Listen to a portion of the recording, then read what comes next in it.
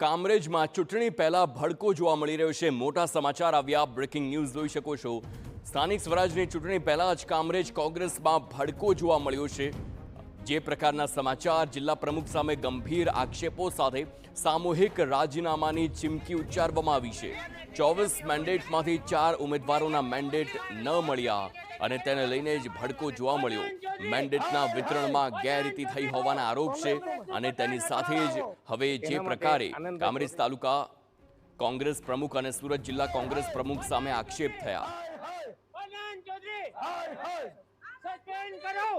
તેના માટે આનંદભાઈ ચૌધરી જિલ્લા પ્રમુખ મને માંડવી ઓફિસે બોલાવવામાં આવ્યો હતો ને મેન્ડેટ આપવા માટે લેવા માટે બોલાવ્યો હતો।